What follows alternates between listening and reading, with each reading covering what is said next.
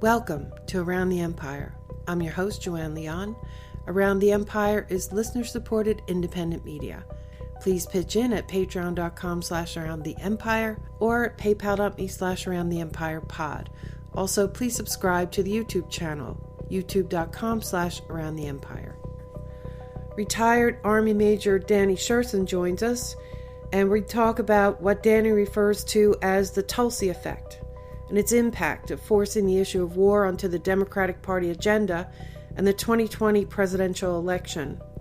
The issue of war and foreign policy is something that liberals and progressive candidates would much prefer to ignore in the debates and on the public stage.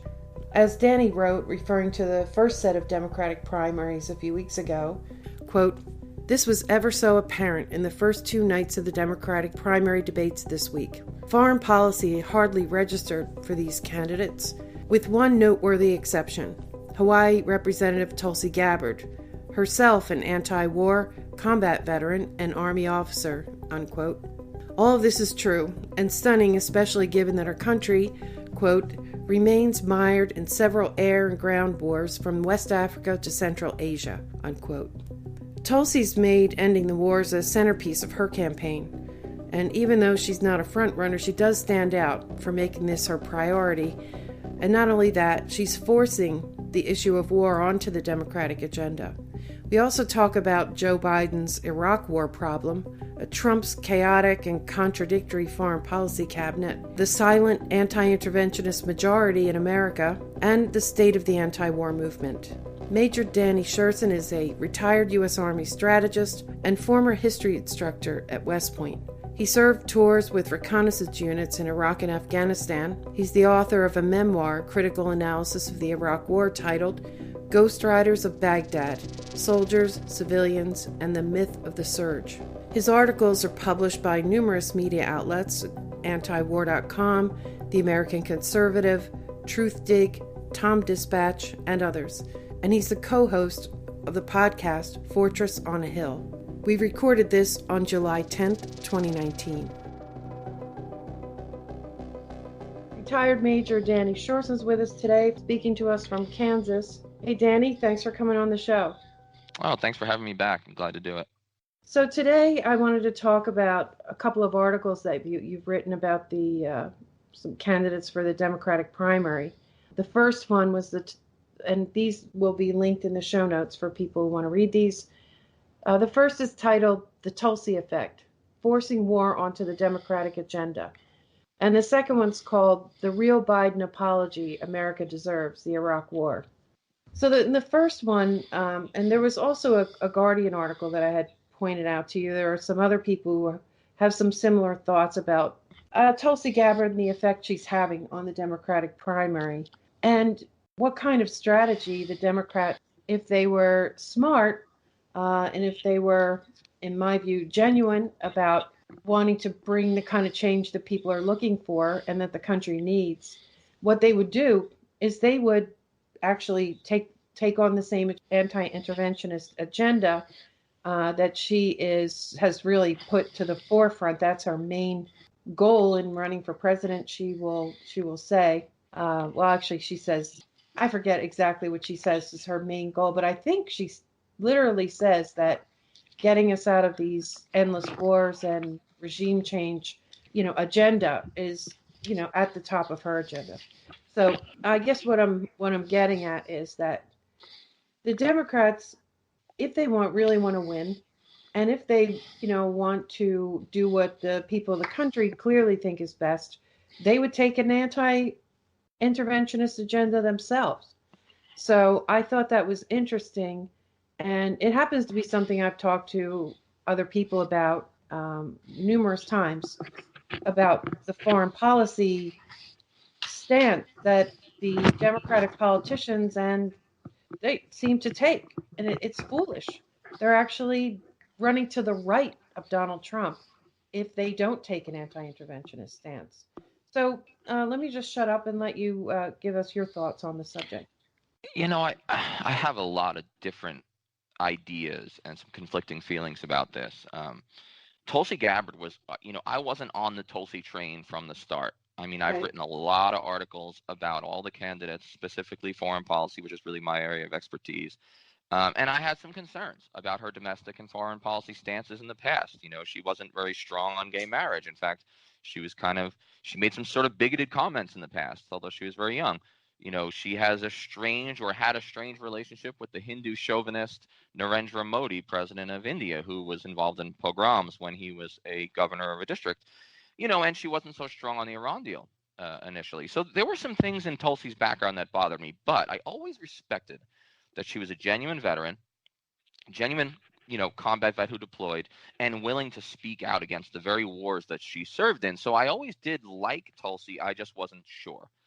Well, her performance in the debate and some of her evolution on those other issues I was concerned about have placed me squarely, maybe not in the Tulsi camp, but she now is in a handful of candidates that I have respect for on foreign policy. So here's the deal.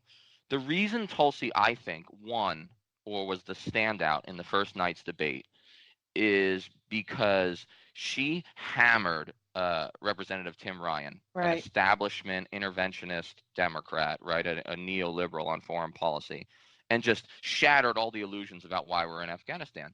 And she was the only one to do it. And it's crazy because, I watched all 4 hours of the 2 nights, and then I pored over the manuscripts, right, the transcripts, because I'm a writer and this is what I write about. And it was just as esoteric and boring as it would sound. But what I found with a simple word search was that on the first night, the word Afghanistan, which, by the way, is the longest war in American history, and there are still Americans dying there, was mentioned 9 times. Pretty much only by Tulsi and a little bit by Ryan in their exchange.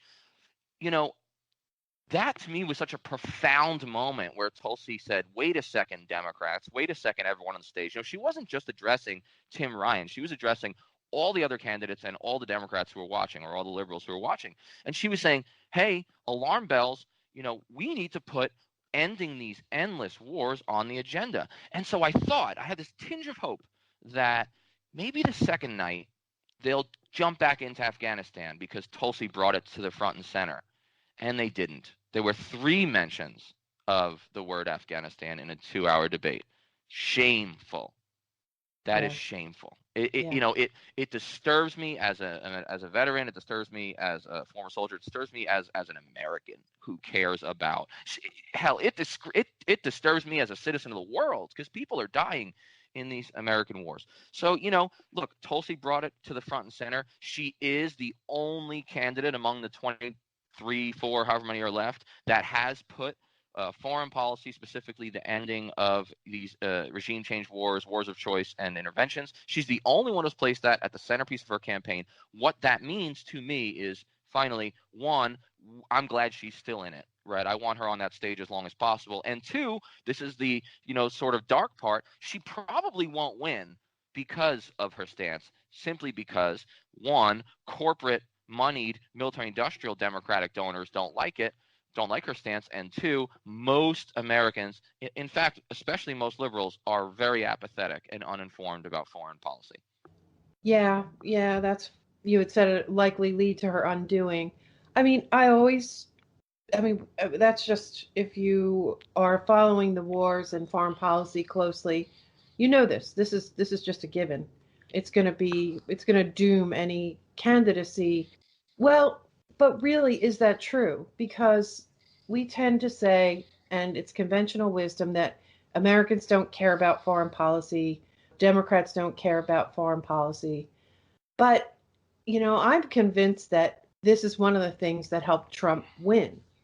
And I think, and I've been taken to saying lately, that I think there's provably a silent majority of at least anti-interventionists. Then maybe not a lot of people will say, I'm against this war, I'm against that war.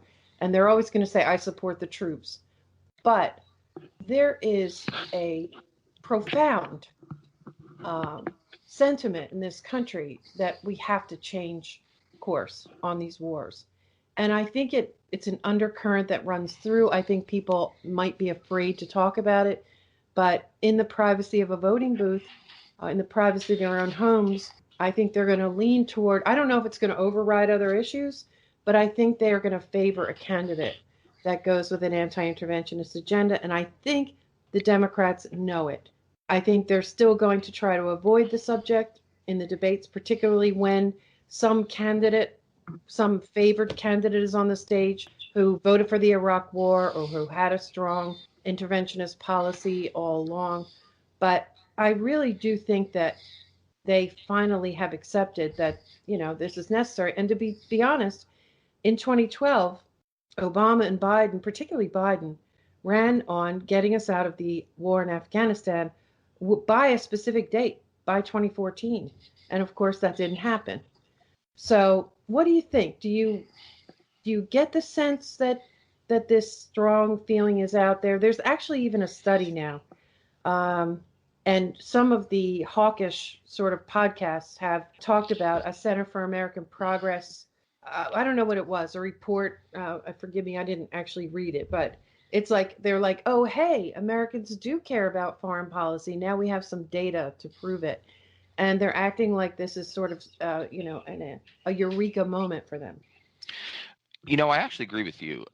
There is a sentiment among a silent majority of Americans that is really tired of these wars. I mean, even though most people don't have a son or a daughter serving, which is a problem in the first place, I think most people are really tired of it. Now, my point with Tulsi is this. It's difficult to get through the primaries, right? Because it requires raising a lot of money. It requires, getting the support of the mainstream, although that may be changing with these smaller donations. But I do think this. And this is where I agree with you, if a Democrat like Tulsi were to make it, okay, or any of the Democrats were to make it to the general election with Trump, it would be, as you said earlier, a disaster to play the Hillary Clinton card and run to the right of Trump, so to speak, on foreign policy. And the problem is most establishment liberals, most establishment Democrats, neoliberals, have been doing that for quite some time. Even in the media, we see figures as starkly different from Trump as Rachel Maddow, criticizing him for wanting to pull out of Syria and Afghanistan. Okay, now Trump hasn't followed through, but I think his instincts have been right, and I agree that it helped him win. So I've written about this in the past. It would be an absolute disaster. It may not be the thing that turns the election. It may not pivot on foreign policy, but it would be a disaster for the Dems to put forward a mainstream interventionist candidate, because Trump will run circles around them and say, look, I'm the guy who wants to get us out of the wars. I'm the one who made peace with North Korea, even though he really didn't.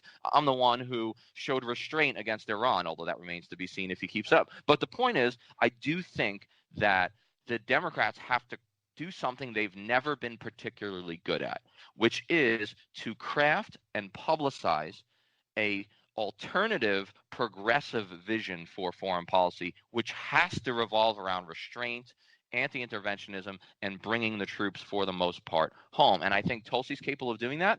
I've seen a lot of positive coming from Elizabeth Warren. She made a pretty good foreign policy speech, which is usually not her forte. And of course, Bernie has been mainly pretty consistent on all these issues since at least the 1980s. So, look, there are some candidates out there who are saying the right things, maybe even believe the right things.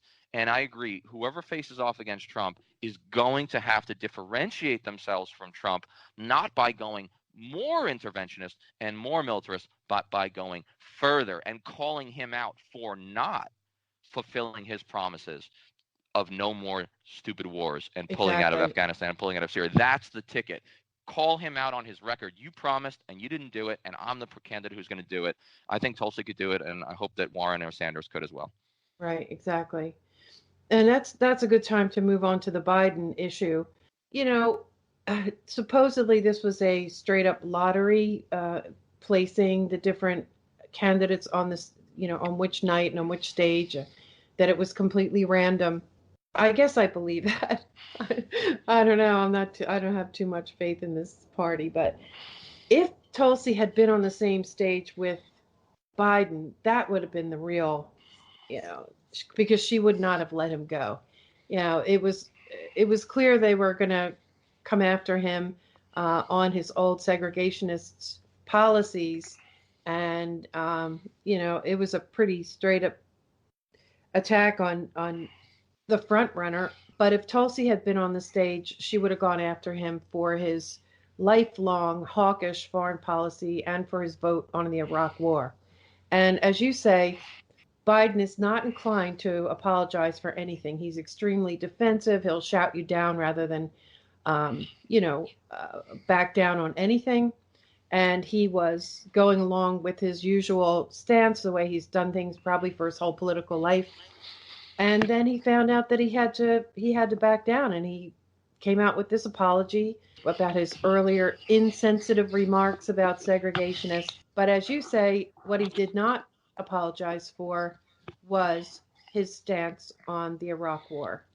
Absolutely. And I don't think you'll hear an apology on that unless Tulsi's able to corner him and make mincemeat of him the way that Kamala Harris did.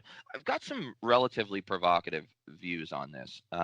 Okay, let me start off by saying that, my ongoing dissertation and my field of study, in grad school and when I taught at West Point was civil rights history, specifically African American civil rights history. So this means a lot to me, his stance on the segregationists and busing. But here's the dirty little secret. What Kamala Harris did was important, but it was largely theater, and I'll explain why.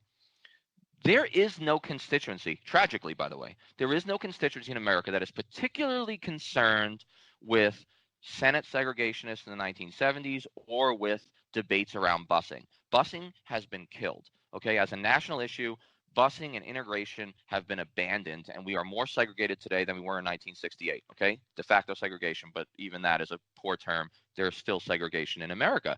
But the election is not going to turn on busing, and whether Biden becomes president or Kamala Harris becomes president, neither of them is going to do much about busing. That's just a prediction because no one cares anymore. They should. Americans should care. And the second thing is, what's the other thing that could take Biden down through the conventional thinking? Oh, he's handsy with women.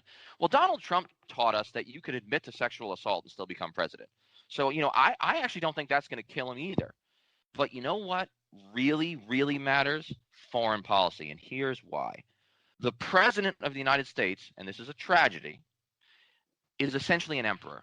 Yeah. Okay. We've given up the constitutional requirement for Congress to declare war, and presidents act as emperors and unilaterally throw American troops all around the world and make policy without really talking to anyone or being, sanctioned by anyone. So what that tells me is actually foreign policy, it's not, but it should be the thing we care most about in federal elections because it's the thing the president has the most control over. So Biden's vote on the Iraq War and some of his other problematic stances supporting sanctions that killed 500,000 children in Iraq from 1991 to 2003, these are things that really concern me because his poor judgment in 2002 when he went along with the other, I think 18 or 28 Democrats who voted with the majority, or he voted with the 18 that voted with the majority, along with Hillary Clinton and Chuck Schumer and all the other neoliberal mainstream folks.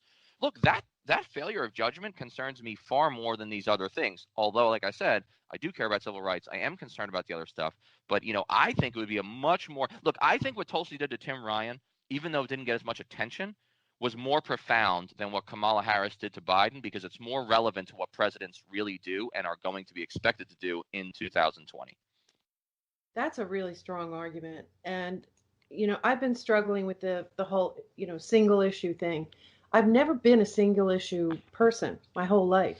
And I will argue that although all of my words and actions right now make me sound like one, I'm still not a single issue person. There are other issues that matter to me, profoundly. However, I have come to a conclusion that if we don't change course on foreign policy and the wars, all of these other issues that are important to me, we're going to get nowhere on them. We're just going to get nowhere. So I guess, you could argue that has made me a single issue voter and, a single issue in my views on what I think their strategy should be and so on. So I very much agree with you on that. I just don't see how, and I think Tulsi sees this. I don't know if I've ever heard her specifically say this. Actually, I have. She has made the point, and she makes one of her main points, not only the fact that we shouldn't be in these wars, but the cost of wars. That's one of her top things. And she does make the point that, these resources should be spent at home, for the Americans who need them. So she's already got that covered, but I don't know.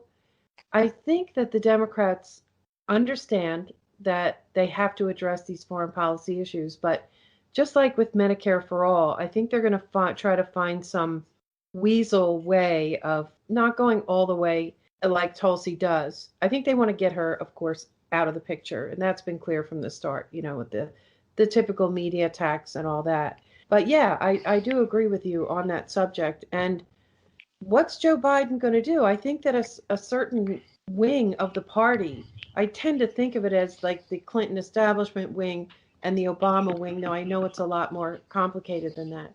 But I think one wing of the party knows that this is going to lose them the election again, because Trump is going to say that he was against the Iraq war from the start, which he wasn't.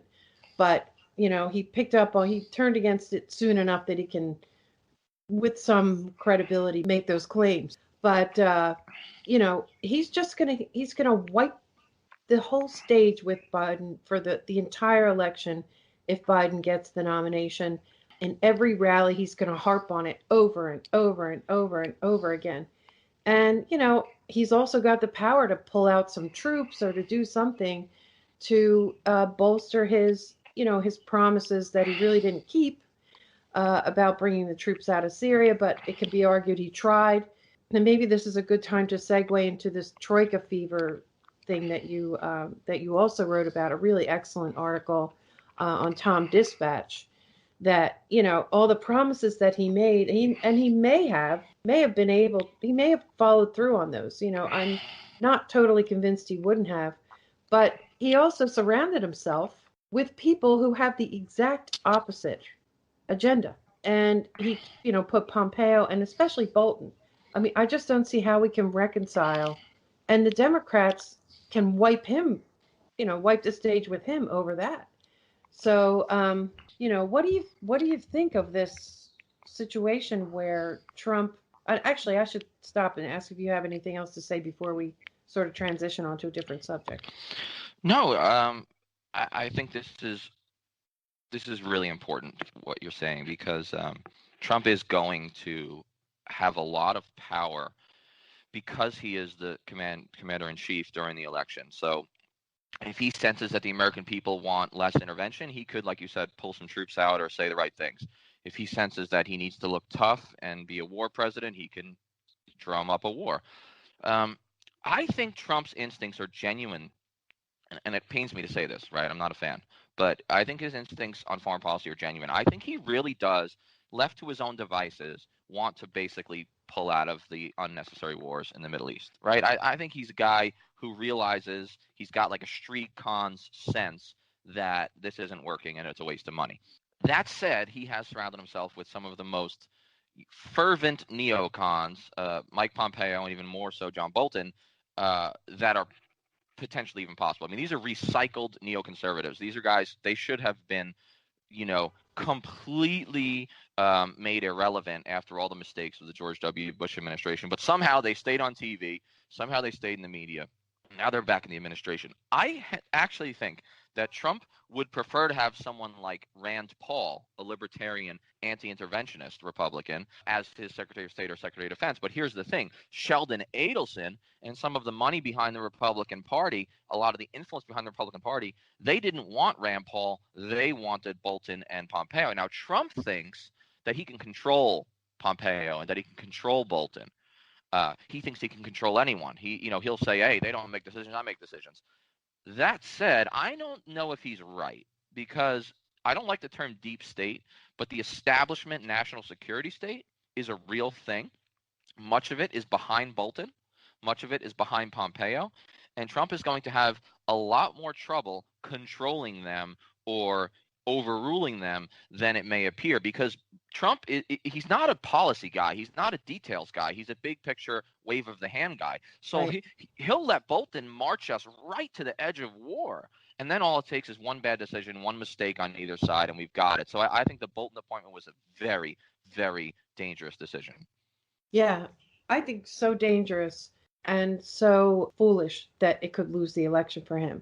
But he also, and I'm in the same position as you, but I'm also not gonna, give all kinds of disclaimers and say, I'm not a Trump supporter. I'm not this, I'm not that. I'm kind of tired of all that.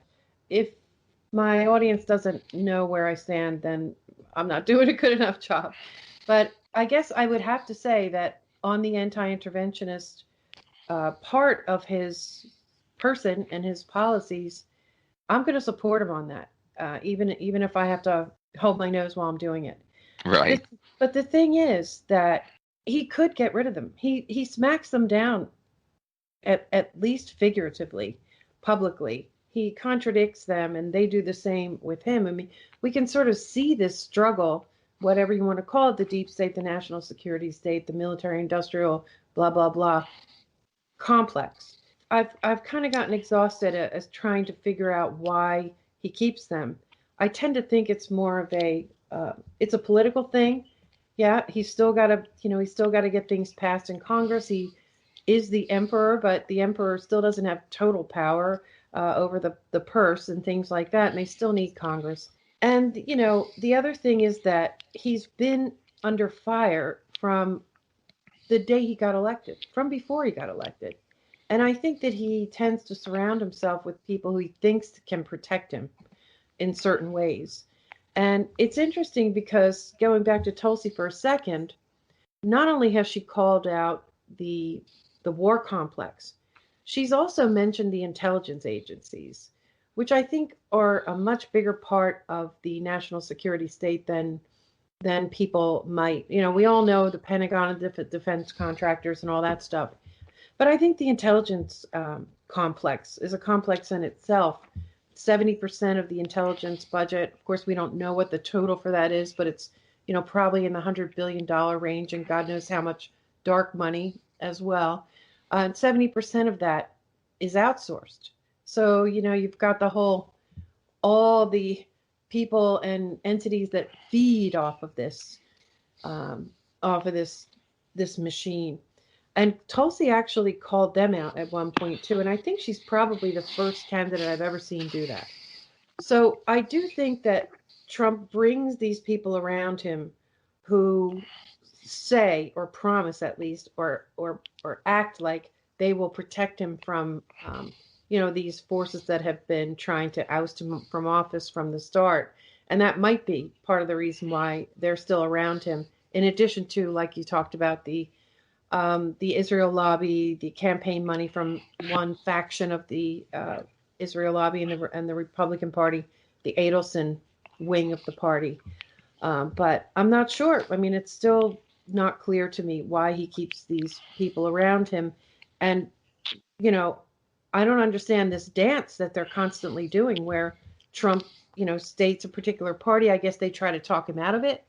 And they are not able to do that. So they just actually go and start advancing their own neocon policies. We've seen this happen time and again. It's this constant struggle that's playing out like right in front of us. Absolutely. It's all particularly disturbing. I'm of the opinion that Trump's foreign policy team, right? If there's a Trump doctrine, it's really absurdity and confusion. I mean, it is very hard to find a coherent policy that defines the first Trump term on foreign affairs. I mean, it's so confused. He's fired so many people. He's appointed so many people who are contradictory to his own campaign pronouncements or even some of his own policy announcements. They're constantly Trump is constantly, like you said, contradicting Bolton and all that. I don't particularly know why he keeps them around, except to please a certain establishment wing of the party. But you know why I think that doesn't totally add up for me? The Republican Party, like it or not, is now Trump's party. Yeah. His people are with him to the end. I mean, I really believe that if Trump were to fire John Bolton tomorrow and make a peace activist his national security advisor, his base would say, great, even though they didn't believe that before. In other words, if Trump does it, it's right. It's his party now. So, I don't totally understand the need to put these hawks, these recycled neocon hawks, into power. I wish I had more of an understanding. Maybe someone else could explain it to me. But what I do know is it's very dangerous. It makes for a very muddled foreign policy, and many, many wars have begun by accident, misunderstanding, or misconception of the enemy's intentions. And that's what I fear specifically with Iran. Right, exactly. And it actually looks like, and I hope I'm wrong, but it actually looks like they, these hawks, particularly Bolton and Pompeo, are actually trying to stumble us into a war with Iran right now, which is just totally blows my mind. Why would anybody ever want to do that? I think that they have no idea, what's left in their toolbox to do in dealing with Iran. I think Iran has them confounded, and Trump is looking for a way out of it. In fact, it looks like he even went for the, well, how about can we do a pretend attack on you? And Iran just, rebuked that strongly. Uh, but it really looks like Bolton's trying to circumvent Trump, who clearly does not want to start a war with Iran, particularly not now. I worry that this neocon faction, knowing that there's really hardly any president who's ever going to implement their policies, not willingly anyway. And I think that they might be afraid that they've only got this guy in office for another, whatever, 16, 18 months. And therefore, this is their best chance, last best chance. And they're, trying to at least bomb Iran. And they still delusionally seem to think they can get everybody to the table and they can get Iran to agree to, stop being the resistance in the Middle East. I think it's a delusional policy, but they do seem to be trying to get us into a war completely against the will of the president and the country and stumble us. And I'm just afraid with all of these, particularly in the airspace and now in the Persian Gulf and small areas with, opposing forces close to each other, accidents. I mean, you've been in the military. I'm sure accidents can happen. I'm just, on one hand, I feel confident that Trump isn't trying to march us into war, but on the other hand, there are just too many actors who are feeling emboldened and desperate at the same time, that, like time's running out for them, and that they are going to stumble us into a war. We're going to get in a situation where we have to retaliate. Even Tulsi said on the stage that if they kill any of our troops, of which they're sprinkled all over the Middle East, if one of our troops gets killed or gets even a small base gets attacked, that even she said that we would have to retaliate. Which I do think is disturbing. I mean, I think she says that because she thinks it's a political necessity to do so, and she might be right. But the reality is, and I wrote an article called "The View from Tehran," the capital, of course, of Iran. And my point was that not that I'm a fan of the theocracy and the mullahs who run Iran, essentially, but they're surrounded by American bases, not the other way around.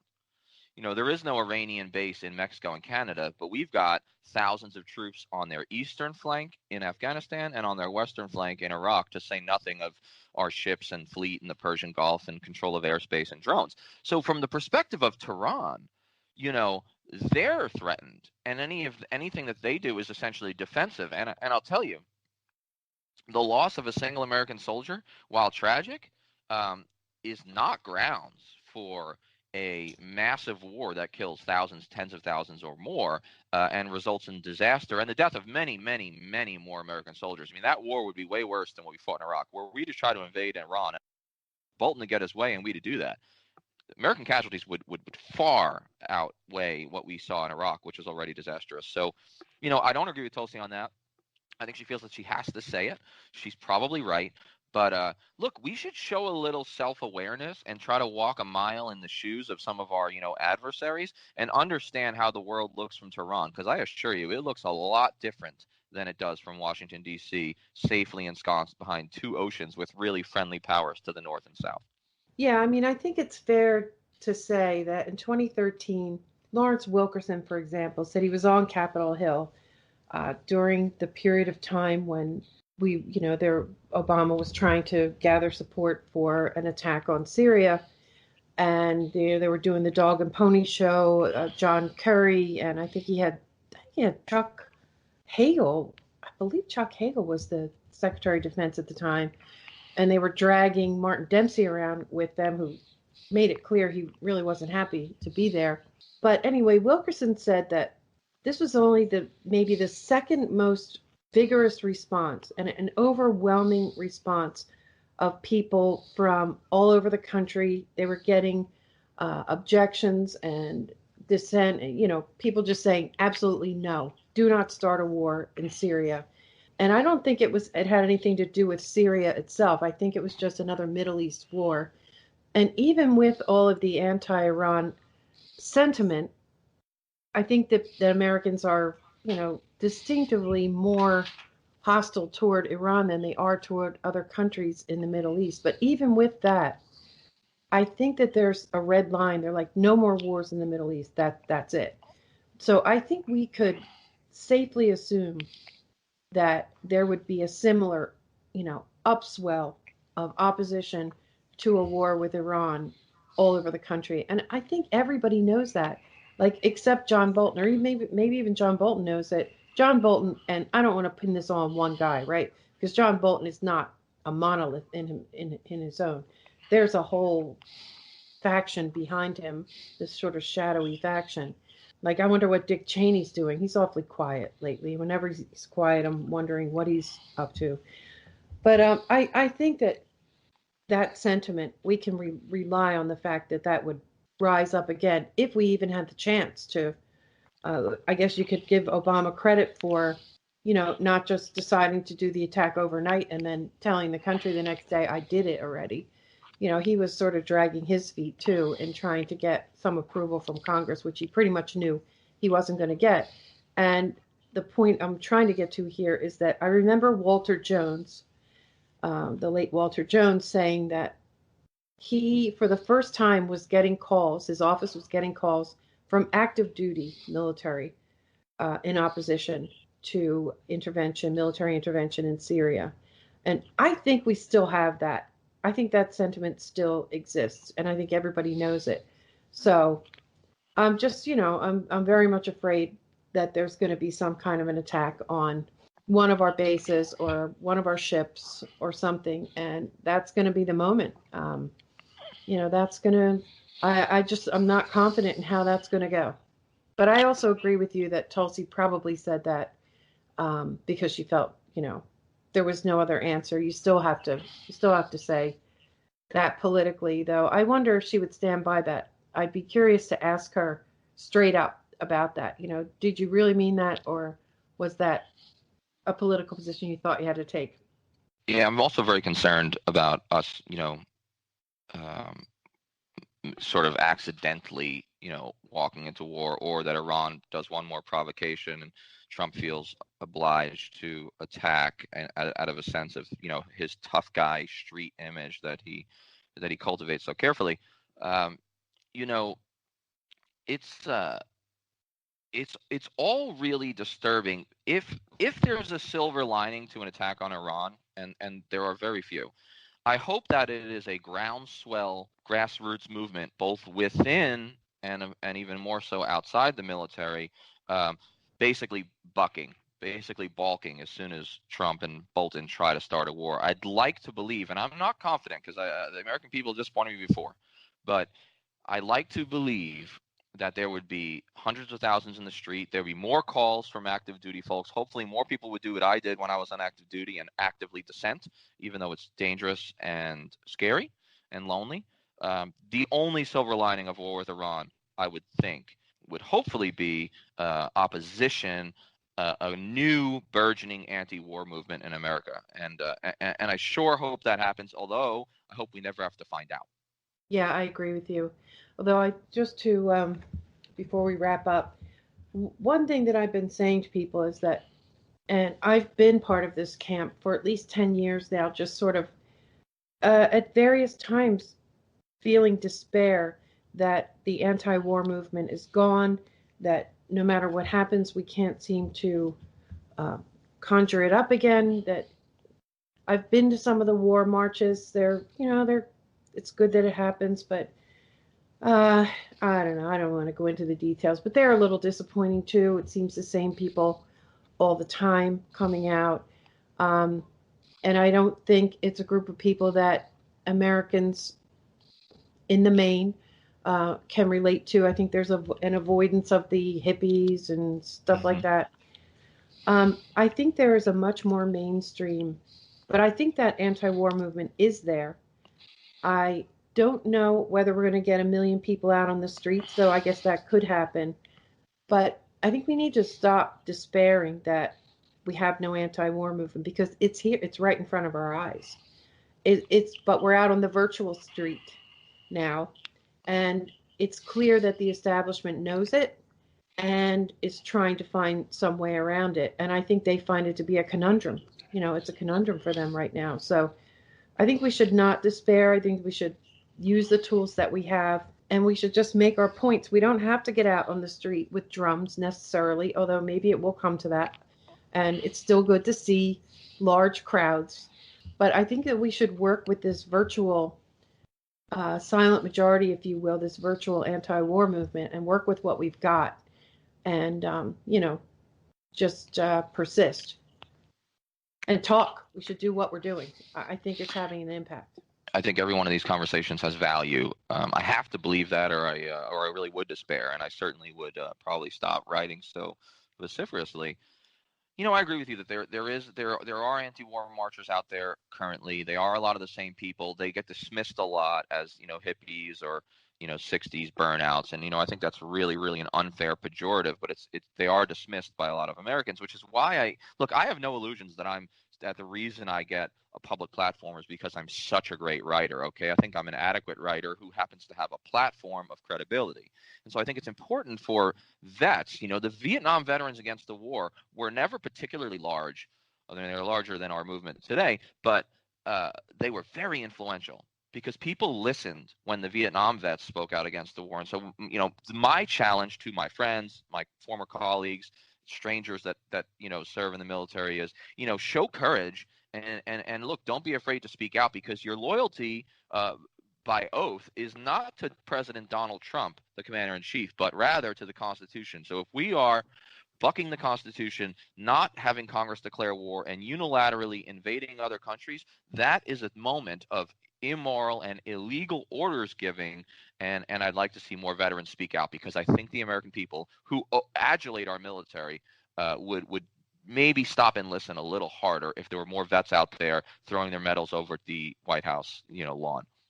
Yeah, I agree with you strongly. And I know from a previous conversation with you and from some of your interviews that you're reluctant to, or you've mentioned that, you don't think that veterans are any more important than any other voice. But the fact of the matter is, they are. They have more weight. They carry more weight. And you're right that even in small numbers, the veterans against particular wars, the Vietnam veterans and the veterans for peace and so on, people do stop and listen. And so, your voice is very important in this issue. But anyway, I just think that we should stick with it, keep talking. And I think that there is a culture in this country, as we all know. You must support the troops, and you have to be. I think there are a lot of people who are afraid to speak out, but we should not. We should just be aware from other other proof that we have that upswell would happen. So I totally agree with you that those veterans against the war, their voices are very strong and influential, even if in small numbers, and that's a big responsibility to take on. I do think that people stop and take notice when these veterans speak out. And I also think that we, as parents of people of military age or approaching any parents, when I see these troops there, my sons are not in the military right now, but when I see these 19, 20, 25-year-olds, I see my kids. And I think that a lot of American parents feel the same way. And nobody should ever underestimate that. Sorry, Absolutely, Dan. and I'll sort of end on this note, building on what you said about parents. For me, and this is just one man's journey, but for me, the moment that I was decidedly anti-war, the moment that I decided to publicly dissent, despite the risks, to my career and livelihood, was the day that I decided, or realized that I could no longer look a mother in the eye and explain to her just what her son or daughter died for in Iraq or Afghanistan. So I think what you said is rather profound.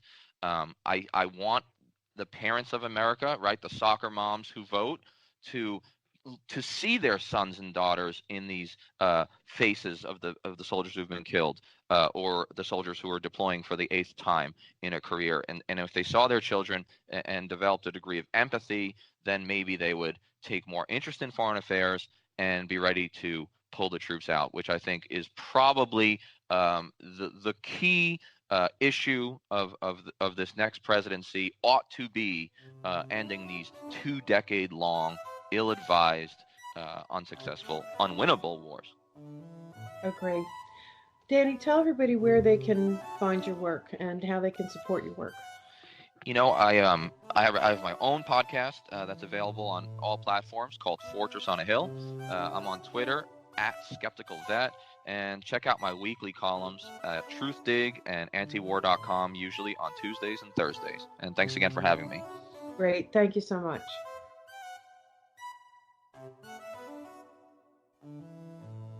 Thank you for listening. Special thanks to Danny Sjursen. Follow Danny on Twitter @SkepticalVet and subscribe to his podcast, Fortress on a Hill. The Around the Empire podcast is independent media. Your support is really important.